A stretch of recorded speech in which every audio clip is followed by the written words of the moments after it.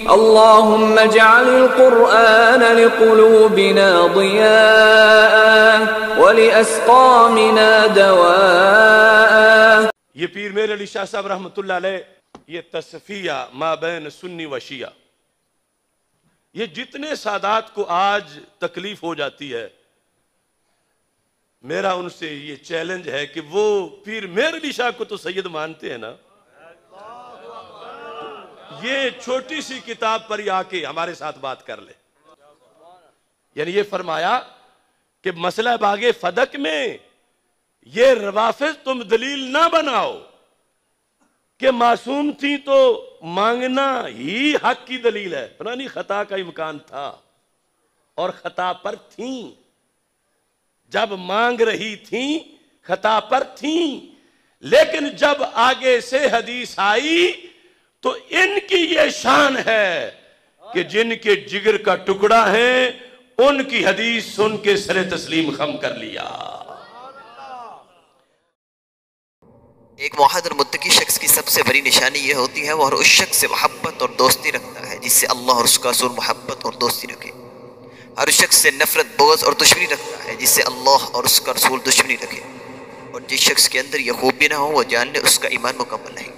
اگرچہ ڈاکٹر صاحب کے ساتھ اختلافات ہیں اور رہیں گے، اختلافات یہ شروع سے چلے آ رہے ہیں، بڑی بڑی ہستیوں کے درمیان اختلافات رہے، لیکن اختلافات کی آڑ میں آ کے کسی کی عزت نفس کو مجروح کرنا یہ اللہ تبارک و تعالیٰ کے ہاں بہت بڑا گناہ ہے۔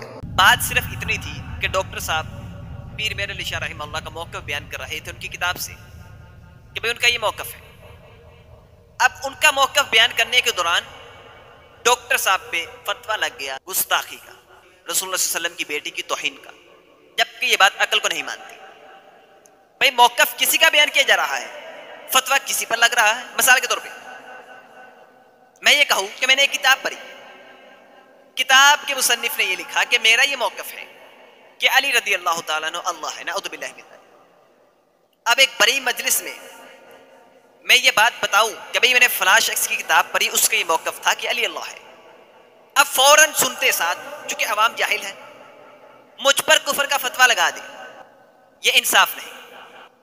بھئی کفر کا فتویٰ اس پہ لگے گا جس نے کتاب لکھی اور اپنا موقف بیان کیا، میں تو صرف آپ کو بتلا رہا ہوں، یہ اس کا نظریہ ہے، یہ اس کا عقیدہ ہے، میرا یہ عقیدہ نہیں، میرا یہ موقف نہیں، لہذا مجھ پہ کفر کا فتویٰ نہیں لگے گا، فتویٰ اس پر لگے گا جس کا یہ عقیدہ ہے، جس کا یہ نظریہ ہے۔ بات صرف اتنی تھی کہ الفاظ کا چناؤ بہتر نہیں تھا، اور ویسی ہماری جاہل عوام ہے اور شاید ان کے نزدیک الفاظ کا چناؤ بہتر ہو۔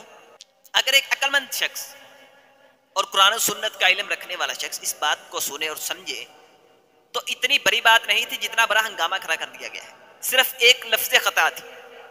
میں پہلے بھی کہہ چکا ہوں کہ انبیاء کے علاوہ اس کائنات میں کوئی ایسی ہستی نہیں جو معصوم ہو، انبیاء کی ہستی صرف معصوم ہے، خطا سے پاک ہے، گناہ سے پاک ہے، اللہ کی نافرمانی سے پاک ہے۔ اگر انبیاء کی صفات عام شخص میں تم نے منتقل کر دی، یہ انبیاء کی توہین ہے، ان کی گستاخی اور اللہ تبارک و تعالیٰ کی نافرمانی ہے۔ ہم اہل بیت سے محبت ضرور کرتے ہیں مگر اتنی نہیں جتنی عیسائی عیسیٰ علیہ السلام سے کرتے ہیں۔ لا تطرونی کما اطرت النصارى، میری شان میں اتنی مبالغہ رہی مت کرنا جتنی مبالغہ رہی عیسائیوں نے عیسیٰ بن مریم کے بارے میں کی۔ کیا کی؟ عیسیٰ اللہ کا بیٹا ہے، عیسیٰ اللہ ہے، عیسیٰ کی ماں اللہ کی بیوی ہے۔ اگرچہ ہم اہل بیت کے قدموں کی خاک نہیں، لیکن ہم انہیں انبیاء کے مقابلے میں نہیں کھڑا کر سکتے۔ انبیاء کی ان پہ فوقیت ہے، ان کی انبیاء پہ فوقیت نہیں۔ الفاظ کا چناؤ بہتر نہیں تھا۔ مثلا آپ الفاظ کا چناؤ اس طرح کرتے کہ بھئی ایک شخص ہے، اس نے اپنا دعویٰ دائر کرایا، اپنے دعوے میں اس کے پاس دلیل کوئی نہیں تھی، اس کے مقابلے میں دوسرا فریق تھا، اس کے پاس اپنے دعوے میں دلیل بھی تھی، لہذا اب اس کی بات کو مانا جائے گا جس کے پاس دلیل ہے، اس کی بات کو رد کر دیا جائے گا جس کے پاس دلیل نہیں۔ حضرت فاطمہ رضی اللہ تعالیٰ عنہ کے پاس دلیل نہیں تھی، ابو بکر صدیق رضی اللہ تعالیٰ عنہ کے پاس دلیل تھی، انہوں نے حدیث سنائی، اب ان کے پاس دلیل تھی، وہ اپنے موقع پہ صحیح تھے، ان کے پاس دلیل نہیں تھی، لہذا ان کی بات کو رد کر دیا جائے گا۔ اگر اتنے سادے الفاظ میں بات کو بیان کی جاتی تو شاید اتنا بڑا ہنگامہ کھڑا نہ ہوتا، اور اگر ان کے پاس دلیل ہوتی تو حضرت علی شیر خدا رضی اللہ تعالیٰ عنہ ضرور ابو بکر کے خلاف جہاد کرتے، کیونکہ اپنا حق تھا اور اپنے حق کو پانے کے لیے جہاد کرنا یہ اچھی بات ہے۔ چلے اگر مان لیتے ہیں مثال کے طور پر اس وقت ان کے پاس طاقت نہیں تھی، لیکن جب خود امیر المومنین بنے تب کبھی بھی اس موضوع پر انہوں نے بحث نہیں کی، اس موضوع پہ گفتگو کی نہیں. وہ تو ان سے محبت کرتے تھے. ان کے چلے جانے کے بعد اکثر کہا کرتے تھے میں نے رسول اللہ صلی اللہ علیہ وسلم کے فرماتے ہوئے سنا میں ابو بکر عمر فلاں جگہ گئے، میں ابو بکر عمر فلاں جگہ سے آئے. لہذا یہ کہنا کہ وہ انبیاء کے برابر ہے یا انبیاء سے اونچے ہیں یہ ہم نہیں مان سکتے. صرف ایک لفظ خطا کی وجہ سے اتنا بڑا ہنگامہ کھڑا کر دیا. اور ظالموں جو یہ کہے کہ علی اللہ ہے، علی نے اپنے ہاتھ سے آدم کو پیدا کیا، حضرت فاطمہ رضی اللہ تعالیٰ عنہ نے اپنے ہاتھ سے حوا کو پیدا کیا، ابو بکر عمر عثمان سب منافق تھے، ابلیس تھے، نعوذ باللہ من ذلک. رسول اللہ صلی اللہ علیہ وسلم کی بیویوں کو اور ہماری روحانی ماؤں کو گالیاں دے، اس شخص کے خلاف تو ہم اتنا بڑا ہنگامہ کھڑا نہیں کرتے، اس شخص کے خلاف ہم FIR تو نہیں کٹاتے، ان کی زبانوں کو بند کرانے کے لیے ہم احتجاج نہیں کرتے. لیکن صرف ایک لفظ خطا پر اتنا بڑا ہنگامہ. اور جو ادھر 24 گھنٹے اپنی گندی زبان اللہ تبارک و تعالیٰ کے خلاف استعمال کرے، رسول اللہ صلی اللہ علیہ وسلم کی رسالت کا انکار کرے، صحابہ کو برا بھلا کہے، امہات المؤمنین کو برا بھلا کہے، ان کو گالیاں دے، ان کے خلاف ہم کوئی ایکشن نہیں لیتے، ان کے خلاف تھانوں میں رپورٹ درج نہیں کرواتے. کیا معاملہ ہے؟ یہ کیسا انصاف ہے؟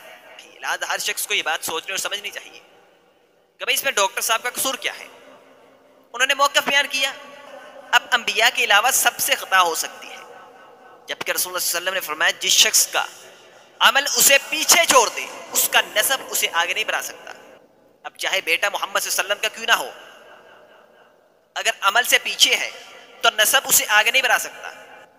فرمایا نہیں تھا اگر میری بیٹی فاطمہ بھی چوری کرتی میں اس کا بھی ہاتھ کاٹ دیتا. یہ ہے انصاف، یہ ہے عدل، رسول اللہ صلی اللہ علیہ وسلم نے کر کے دکھلایا. اس لیے اتنا بڑا ہنگامہ کھڑا کرنے کی ضرورت نہیں. حوصلہ رکھو، بات کو سمجھو اور ان کے خلاف جہاد کرو جو نعوذ باللہ من ذلک برملا اپنی زبان سے اعلان کرتے ہیں کہ علی اللہ ہے. علی نے اللہ کو نعوذ باللہ پیدا کیا ہے، علی اللہ کا خالق ہے، نعوذ باللہ من ذلک. میں اس پر درس دے چکا ہوں اور دلیل کے ساتھ کہ اللہ کو چاہیے کہ علی رضی اللہ تعالیٰ عنہ کی نالین پہ آ کے اپنے سر کو جھکائے، نعوذ باللہ. ایسے لوگوں کے خلاف جہاد کیوں نہیں کرتے، کیوں نہیں نکلتے؟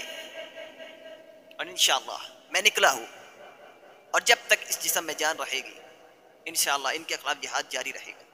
اور اگر آپ بھی اس جہاد میں شریک ہونا چاہتے ہیں کہ کل قیامت کے دن آپ اللہ تبارک و تعالیٰ کو اتنا تو کہہ سکے کہ اللہ ہم نے ان کا ساتھ دیا تھا جنہوں نے تیری توحید کے لیے ان سے جنگ کی ہے، تو کم از کم اتنا کیجئے کہ اس پیغام کو آگے پہنچائیے، اس ویڈیو کو آگے بھیجیے تاکہ عوام الناس کو پتہ چلے کس طرح یہ ہمارے ایمان سے کھیل رہے ہیں.